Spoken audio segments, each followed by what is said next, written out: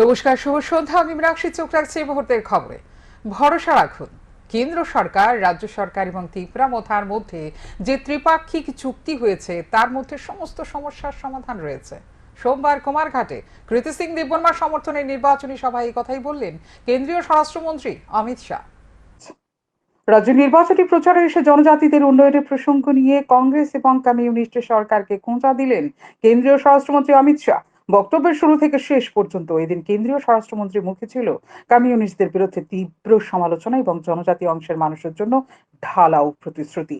পূর্ব ত্রিপুরা আসনে মনোনীত প্রার্থী কৃতি সিং দেববর্মার সমর্থনে আয়োজিত নির্বাচনী জনসভায় কেন্দ্রীয় স্বরাষ্ট্রমন্ত্রী অমিত শাহ বলেন, ভরসা রাখুন, কেন্দ্র সরকার, রাজ্য সরকার এবং ত্রিপুরা মোথার মধ্যে যে ত্রিপাক্ষিক চুক্তি হয়েছে তার মধ্যে সমস্ত সমস্যার সমাধান রয়েছে।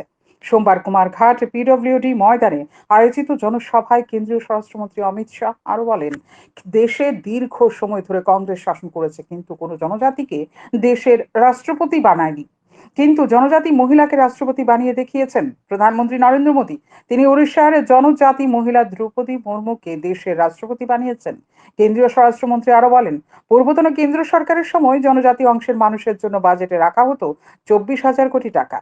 বর্তমান সরকার জনজাতি অংশের মানুষের উন্নয়নের জন্য 1,25,000 কোটি টাকা বাজেটে বরাদ্দ করেছে। আর বলেন, কমিউনিস্টরা যেসব জায়গায় গেছে সেখানেই গরিব, অভাব অনটনে মানুষের মৃত্যু, শিক্ষা ও স্বাস্থ্য ক্ষেত্রে সংকট দেখা দিয়েছে। বর্তমান সরকার যে সমস্যাগুলি অত্যন্ত সুদৃঢ়ভাবে সমাধান করে চলেছে। পাশাপাশি ত্রিপুরা রাজ্যে 40,000 ব্রু শরণার্থী দীর্ঘ বছর ধরে অত্যন্ত কষ্টের সাথে দিন যাপন করেছে। বর্তমান সরকার প্রতিষ্ঠিত হওয়ার পর তাদের পুনর্বাসনের ব্যবস্থা করা হয়েছে।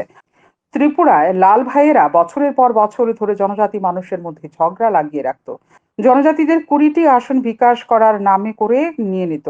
এগুলি বন্ধ করে দেওয়ায় এখন শান্তিপূর্ণভাবে বসবাস করতে পারছে জনজাতি অংশের মানুষ। স্বরাষ্ট্রমন্ত্রী ত্রিপুরার বেআইনি প্রবেশ প্রসঙ্গে বলেন, দীর্ঘদিন ধরে ত্রিপুরায় বেআইনিগতভাবে প্রবেশ করত বহিরাগতরা। সে বেআইনি প্রবেশ 90% বন্ধ করতে সফল হয়েছে বর্তমান সরকার। ये कम्युनिस्ट यहाँ आते हैं, कांग्रेस वाले आते हैं। मैं आज त्रिपुरा के कांग्रेस और कम्युनिस्ट नेताओं को पूछने आया हूं। 10 साल आपकी सरकार थी, सोनिया मनमोहन की सरकार थी। आपने त्रिपुरा को क्या दिया? हर 10 साल में आपने 40,183 करोड़ रुपया दिया, सिर्फ 40,000 करोड़। और मोदी जी ने ये 10 साल में 40,000 करोड़ के सामने 98,000 करोड़ रुपया देने का काम मोदी जी ने किया है।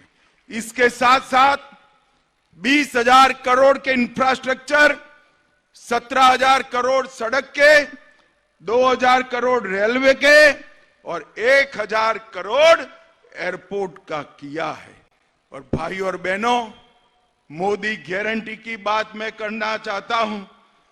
कोई भी व्यक्ति हो, गरीब हो, धनवान हो, 70 साल की ऊपर के सभी नागरिकों को 5 लाख तक का सभी स्वास्थ्य का खर्चा अब भारतीय जनता पार्टी उठाएगी। नए 3 करोड़ घर बनाए जाएंगे। गरीबों के घर में नल से जल आया है, ऐसे ही पाइप से गैस पहुंचाने का काम भारतीय जनता पार्टी की सरकार करेगी। गरीब के घर पर सूर्य बिजली का उपकरण लगाकर उसका बिजली बिल माफ करने का काम करेंगे। 3 करोड़ लखपति दीदियां भी हम बनाएंगे। भाई और बहनों, हम आपका आशीर्वाद मांगने आए हैं। ये लाल भाइयों ने सालों तक जाति और जनजाति को झगड़ा कराया। आपकी 20 की 20 सीटें लेकर विकास के नाम पर बिग जीरो किया है। मैं आपको कहता हूं, मोदी जी पर भरोसा कर कमल के निशान पर वोट दीजिए।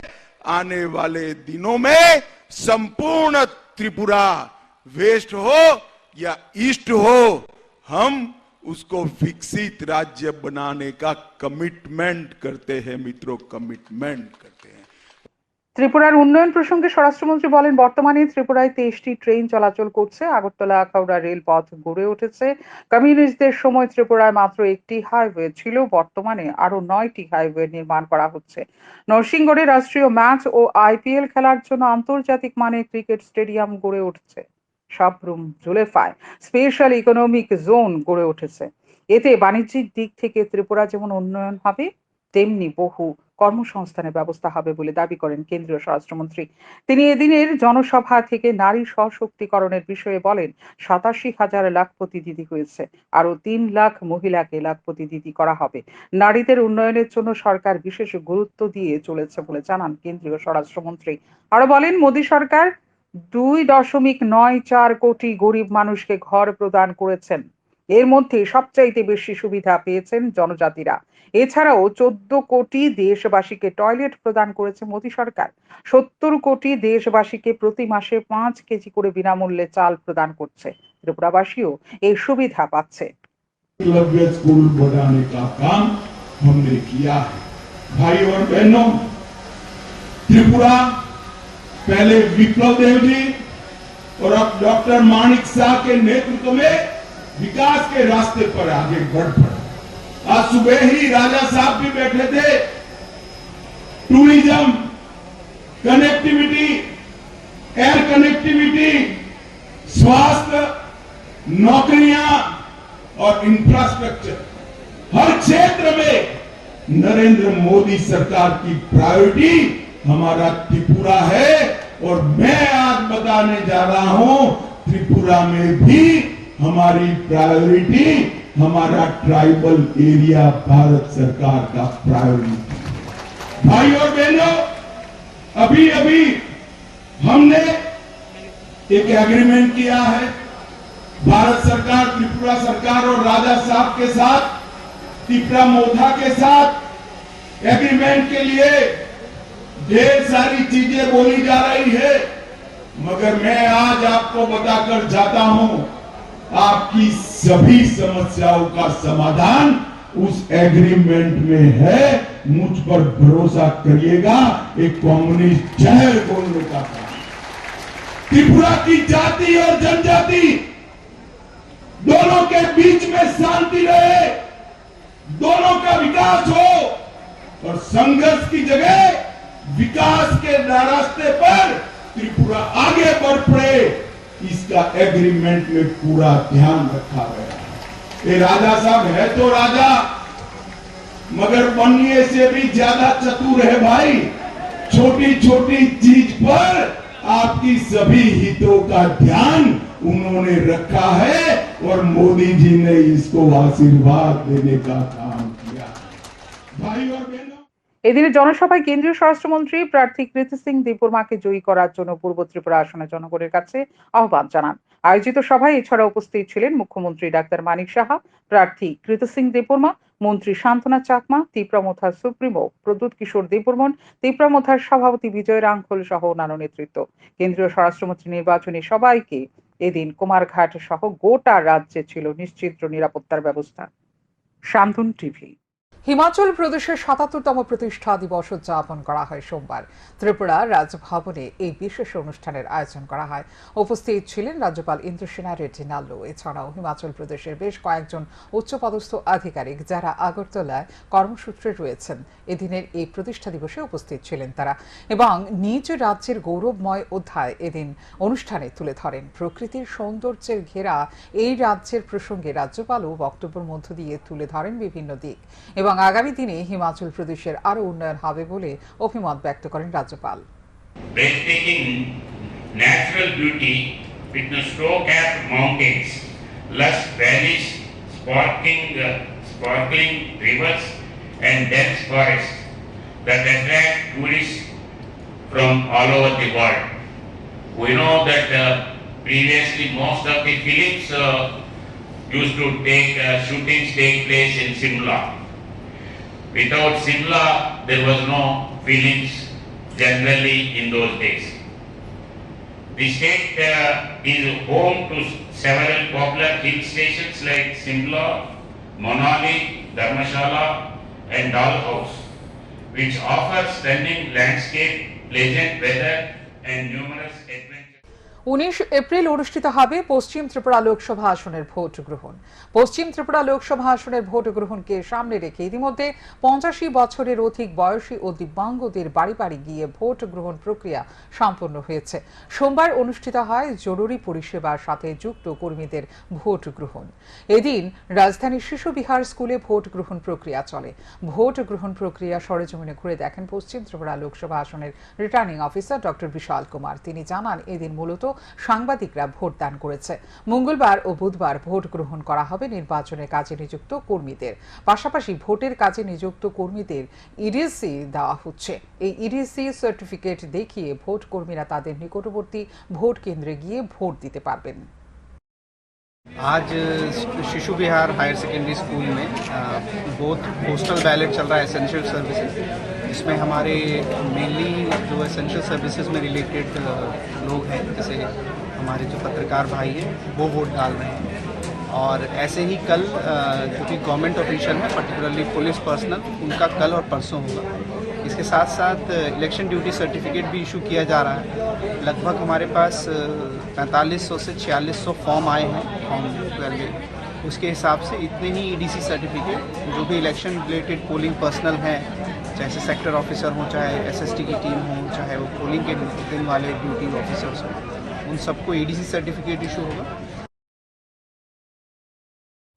আতঙ্কের অপর নাম হয়ে উঠছে উড়ালপুল। সঠিক ট্রাফিক ব্যবস্থাপনার চরম অবনতির কারণে প্রায়ই ঘটে চলেছে যান দুর্ঘটনা।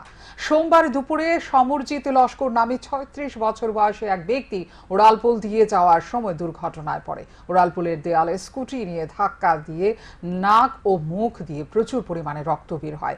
অন্যান্য গাড়ি চালকরা ছুটে এসে খবর দেয় দমকল কর্মীদের। দমকল কর্মীরা এসে আহত সমরজিৎ লস্করকে নিয়ে যায় জেবি হাসপাতালে। তার অবস্থা আশঙ্কাজনক। বাড়ি মিলনচক্র এলাকায়।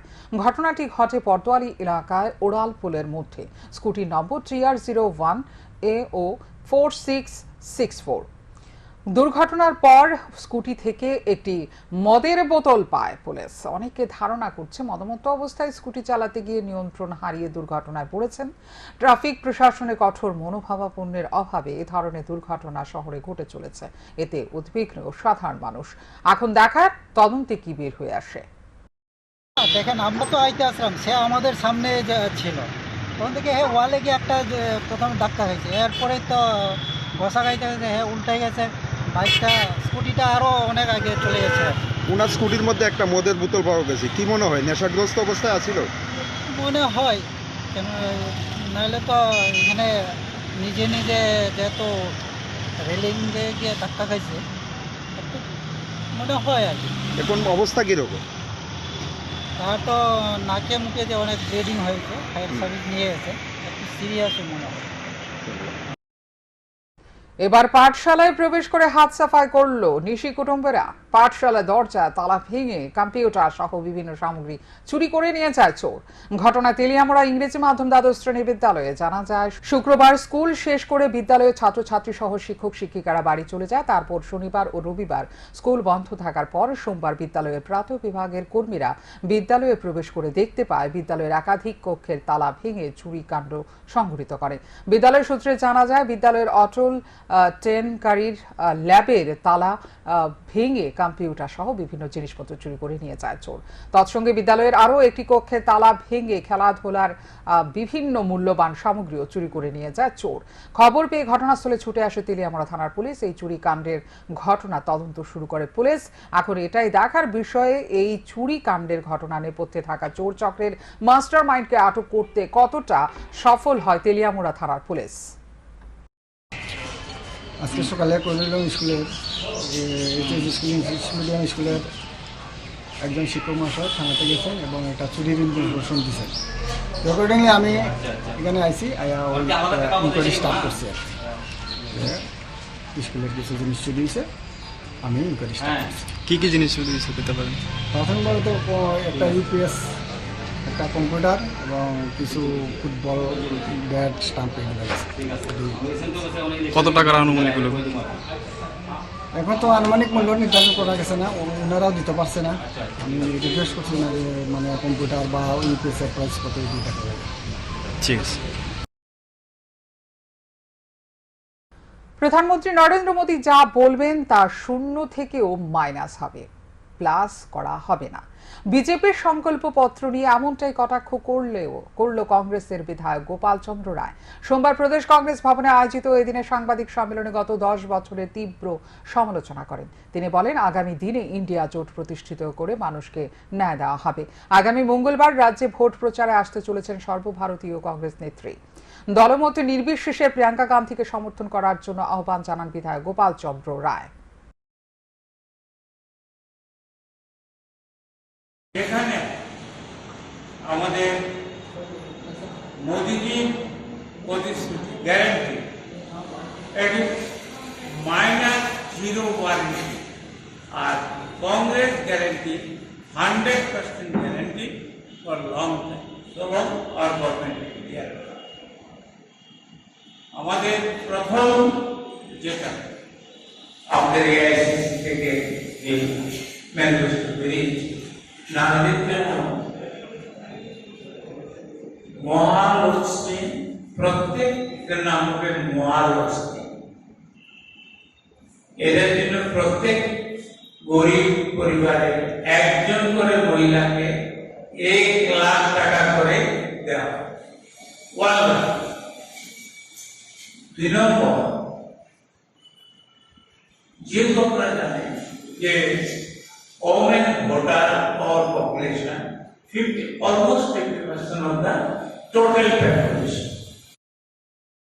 আসন্ন লোকসভা নির্বাচনকে সামনে রেখে সাবরুম ইংরেজি মাধ্যম বিদ্যালয়ে মক পোলের আয়োজন করা হয়। এদিন ইভিএম সংক্রান্ত বিষয়ে মক পোল করা হয়।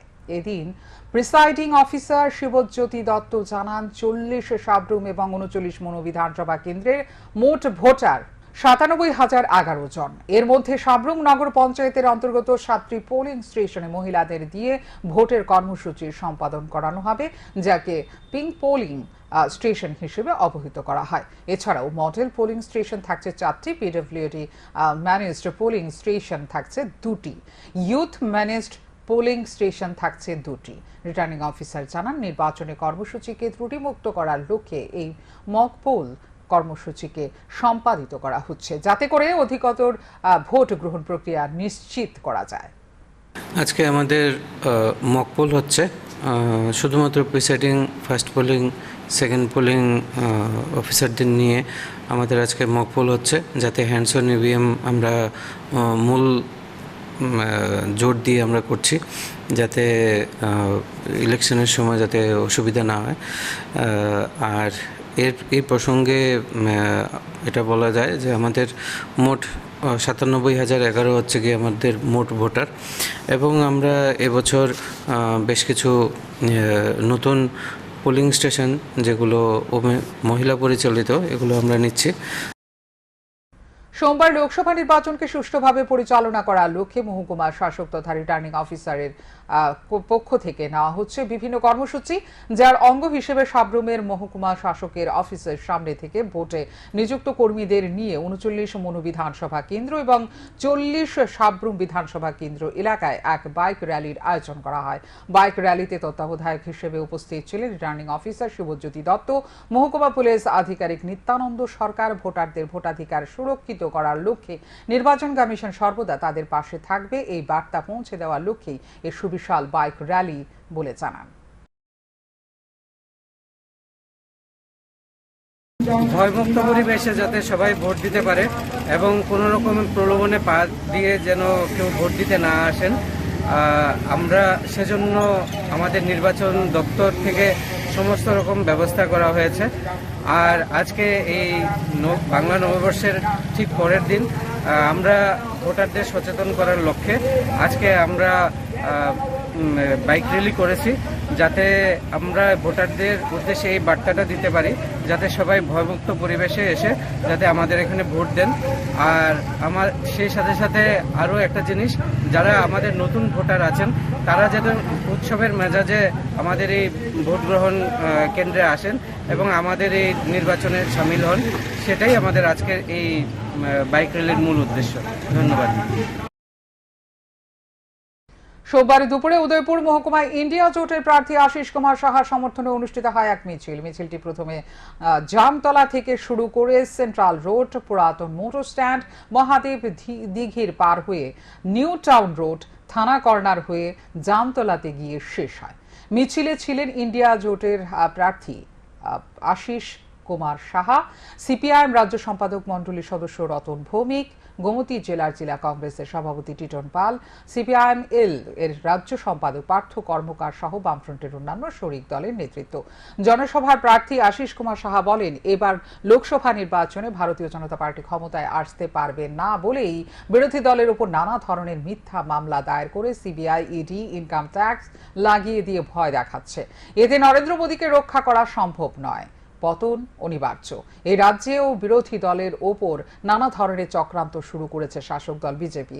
উদয়পুরে একাংশের শাসক দলের কিছু সরকারি আধিকারিক নানা ধরনের চক্রান্ত করছে যাতে করে বিরোধী দল মিছিল মিটিং না করতে পারে। বিজেপি এবং তার সহযোগীদের যেমন রাতের ঘুম চলে গেছে, আমরা দেখছি প্রশাসনেরও কাউকে ব্যবহার করে আমাদের প্রচার কর্মসূচিতে আমরা না করতে পারি, তার জন্য তারা প্রতিনিয়ত চক্রান্ত করছে।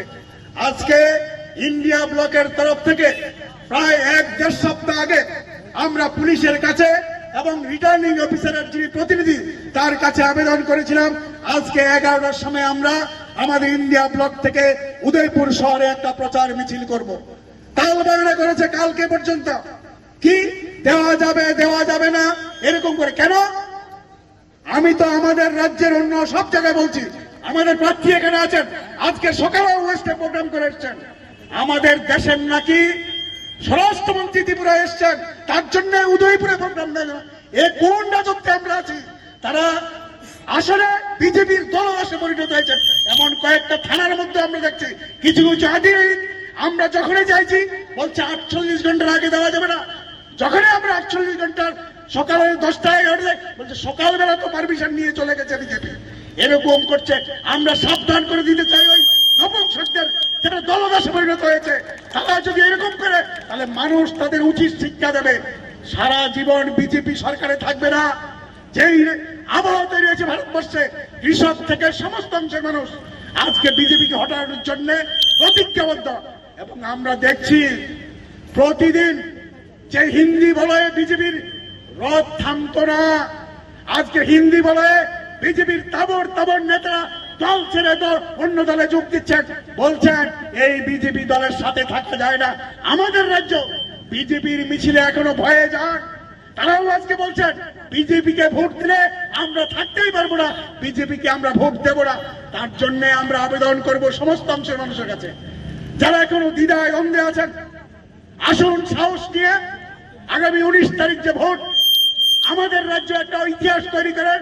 এই রাজ্যে যে অব্যবস্থা চলছে, ইন্ডিয়া জোটের নির্বাচনী প্রচার আজকে উদয়পুর মহকুমায় এক লাগামহীন মূল্যবৃদ্ধি পথ পরিক্রমার মধ্যে দিয়ে গণদেবতাদের কাছে আমরা প্রার্থনা করব আমাদের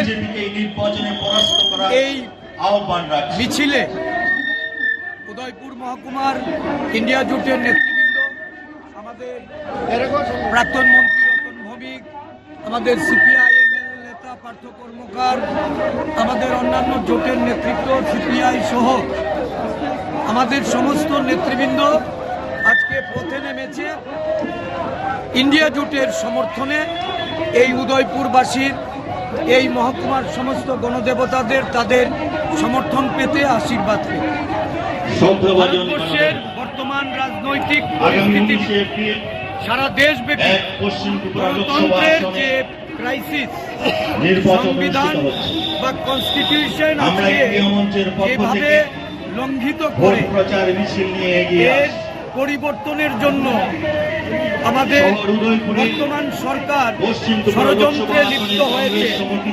এর থেকে দেশকে রক্ষা করতে, সংবিধান বাঁচাতে, গণতন্ত্র পুনরুদ্ধার করার জন্য এবারের এই গুরুত্বপূর্ণ নির্বাচনে সমগ্র ত্রিপুরা রাজ্যে ইন্ডিয়া জোটের এই লড়াইয়ে উদয়পুরবাসীকে সামিল হওয়ার জন্য আমরা আহ্বান রাখছি।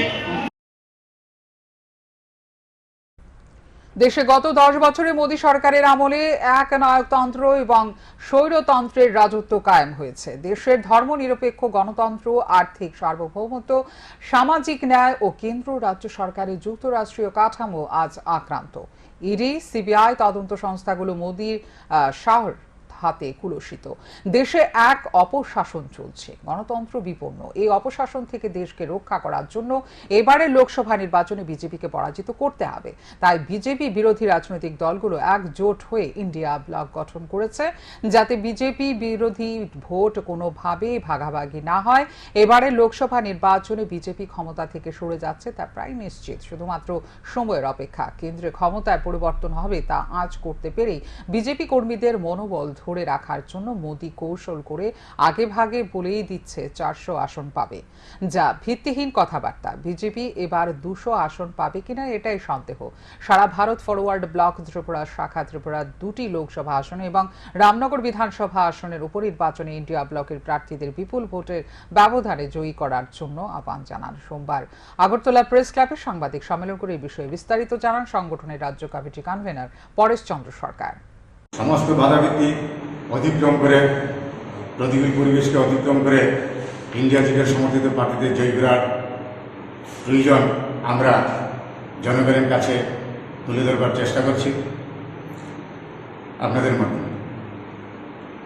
ত্রিপুরা রাজ্যে বিধানসভায় আইপিএফটি জোট ছিল, বর্তমানে ত্রিপুরা তাদের সাথে সামিল হয়েছে।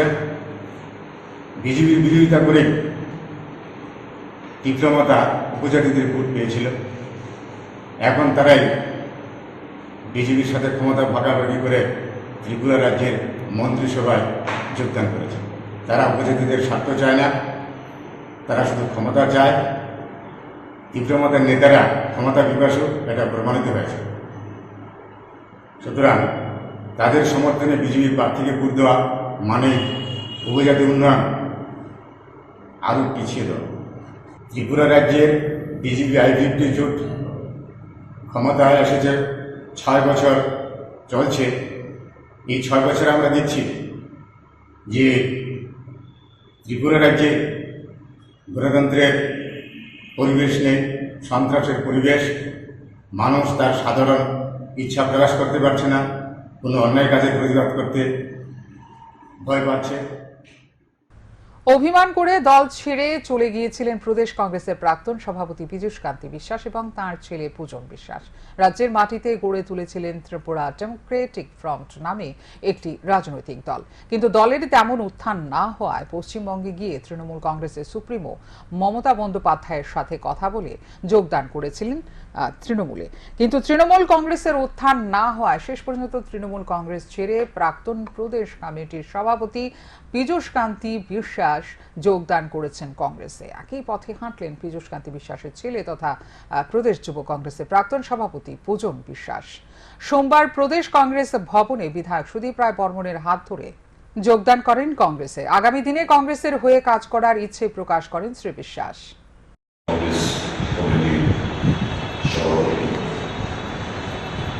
বিশ্বাস আইনজীবী, একটা সময় ওরা অভিমান করে কংগ্রেস ত্যাগ করে উনি তৃণমূল কংগ্রেসে যোগদান করেছিলেন। যদিও ওনার অভাবে সমস্ত কিছু কংগ্রেসের ভারতীয় জাতীয় কংগ্রেস দলের সাথে জড়িত ছিল। আমরা মনে করি পূজন বিশ্বাসের কংগ্রেস দলে ফিরে আসা আগামী দিন শুধু ভালো নেতৃত্ব প্রতিষ্ঠিতই হবে না, ছাত্র যুবকদের মধ্যে একটি ইতিবাচক প্রভাব পড়তে পারত।